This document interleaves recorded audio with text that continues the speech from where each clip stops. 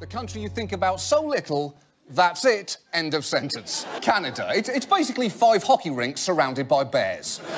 Canada, the country with a thriving economy based on making jean jackets for geese and of course, their booming Sexy Ryan manufacturing industry. Mexico, or as you may know it, Spicy Canada.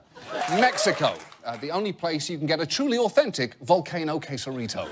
In Cuba, home to the world's least fun Castro district. Cuba, or as JFK used to pronounce it, Booty Island. Guatemala, a country you think about so little, we're just going to leave up a map of Central America and make you look up which one it is. Crack a book. I'm not here to spoon-feed you what's Guatemala. Venezuela, a country you think about so little, you didn't even realise that's not Venezuela. This is Venezuela. Actually, that's not Venezuela either. This is Venezuela. Except it isn't, because Venezuela was the first one all along. But the fact you didn't notice is the point. To Brazil, where even the Amazon rainforest looks like it's gotten a wax. Life isn't just a fairy tale land of alpacas and pan flutes, Peru. At some point, you've got to pull your weight. And don't give me the whole, oh, but John, our population is the size of Texas and the war on terror is a hopeless geopolitical paradox. That's bullshit, Peru! Europe. You know, that thing Belgium is in. Oh, for fuck's sake, Norway, how can you pull out? The only reason we have Winter Olympics is so you freakish snow people can pick up your stupid cross-country skiing medals. Denmark, also known as Wrong Norway, different Sweden, and that's actually not Finland. Scotland. Americans know it as the birthplace of Shrek and that accent you think you can do but actually can't. United Kingdom, where I am fondly known as who? The UK, Earth's least magic kingdom. The UK, the only 2 letters that promise more iciness and bad food than these 2. United Kingdom, Europe's America. United Kingdom, the slightly damp corpse of the British Empire. To Ireland, a country with a slightly higher Irish population than the Dropkick Murphys. Ireland, Europe's Boston, home of more red hair than Deborah Messing's shower drain. Well, Germany, a country whose idea of a bedtime story is 2 children being left to die in the forest before being nearly cooked and eaten and then murdering an old woman. Sleep well. Hungary. Yes, Hungary. The fantasy home for every little girl who's young enough to love castles, but not quite old enough to be aware of neo-fascist political parties. Greece, a country of and in ruins. To Greece, the most recent Greek tragedy. Ukraine, a nation that, like the human appendix and your grandma Mimi, you only really hear about if something's gone horribly wrong.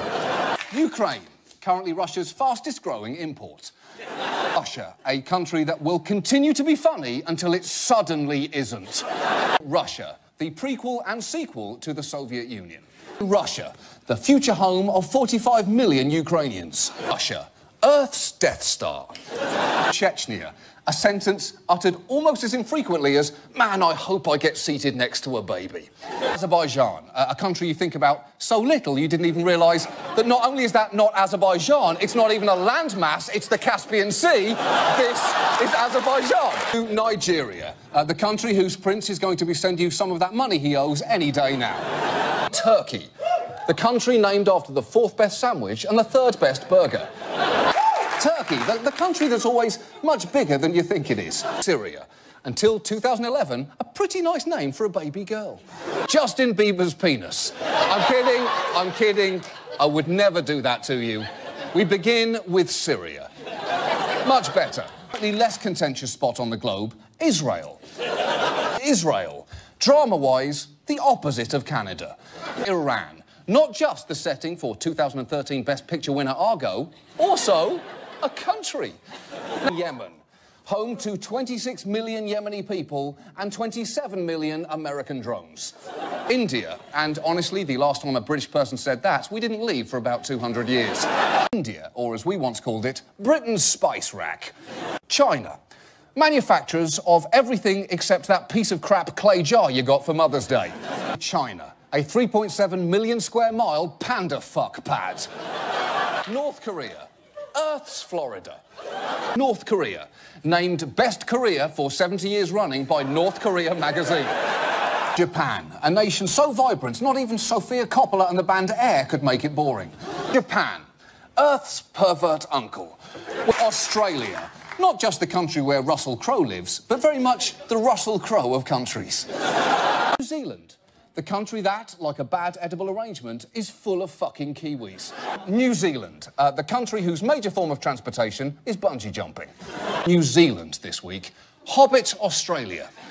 New Zealand, Australia's chia pet. New Zealand, Australia's Australia.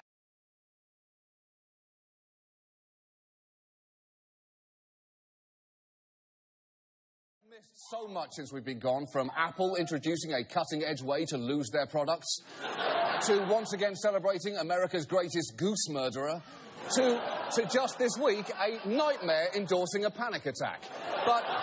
But we must begin tonight with the protests in Charlotte following yet another fatal shooting by the police of an African-American man. The police videos of the incident were released late last night after significant resistance, including an excuse from the local police chief that was far from reassuring. On the one hand, you're saying we should have full transparency. On the other hand, you're saying you're not going to release the video. How can you square those two things? Sure. I appreciate your passion, but I never said full transparency. I said transparency, and transparency is in the eye of the beholder. No, it isn't, though. That's literally the opposite of what the word transparent means.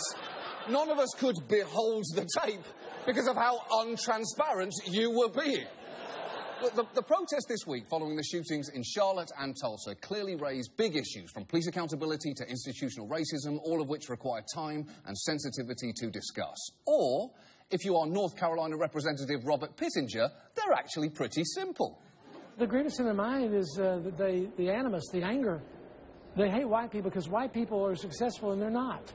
I mean, yes, it is. It is a welfare state. We have spent trillions of dollars on welfare, but we put people in bondage so that they can't be all that they're capable of being. Wow, that is some toxic stuff.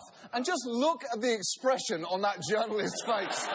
It's half confusion and half wonder at witnessing that kind of racism being spoken aloud instead of coming out of a Twitter egg named Arian the Hendersons. Now, unsurprisingly, Pittenger had to quickly walk those comments back, which should have been easy. Simply apologise and avoid some cliched excuse like, you have many friends in the African-American community. It didn't come out right, and I apologize. I have many, many dear friends in the African-American community.